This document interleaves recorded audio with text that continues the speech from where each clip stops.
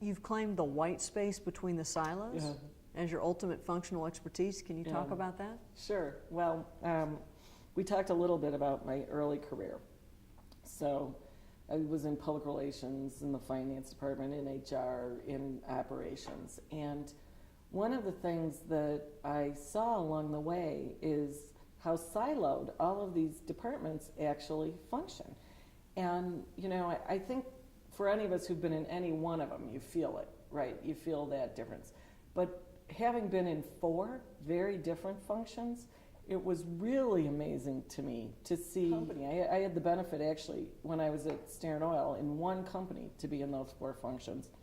When I was in marine transportation, I never thought about the communication function or the HR function. Or I was so focused on, what do we do if we have a big spill on the Pacific coast? And do I have the booms and the skimmers and are the regulators aligned? Do we, you know, are the ships all equipped? That's what I was thinking about every single day. When I was in HR, I was thinking about processes and performance development, talent management. I wasn't worried at all about what's happening to the ships, and I wasn't really thinking a lot about communicating either. And it was so interesting to me how absorbed we become in our own world, like our own little community.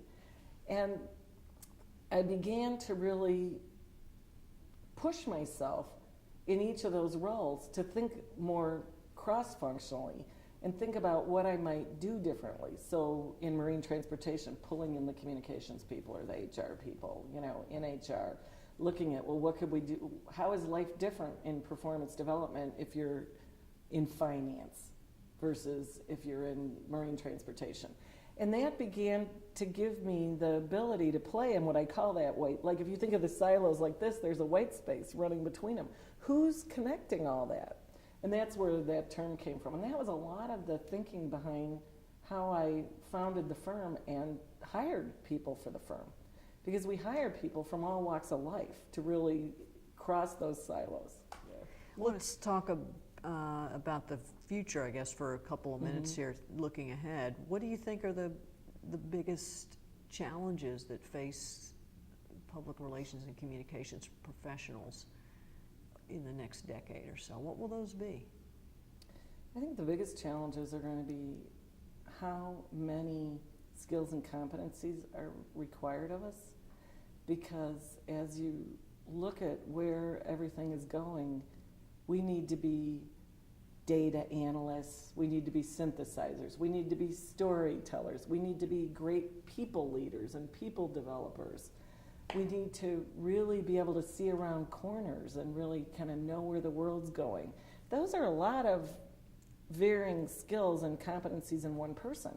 And they're very left brain and right brain, which is a difficult combination too, which, by the way, is actually a benefit to women, because there are a lot of studies that women have a much stronger ability to work across both hemispheres of their brain. So there, when we're looking for something for, you know, a nod to the females, we can give them that.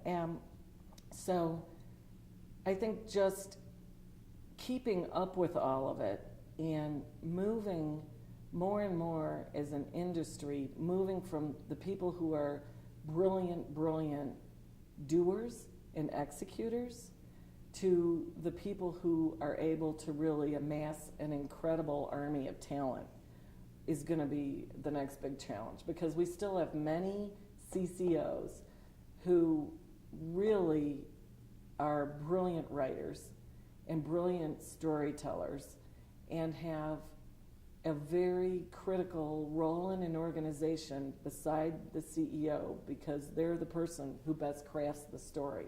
And I think we're going to need to give that up. We're going to need to really be the people managers and the functional managers that are driving the business. If you're sucked into crafting the story, you can't do the other job. It just becomes it's just a physics problem, right? You can't. It's a matter of time and space, and so I think that's a challenge right now for us.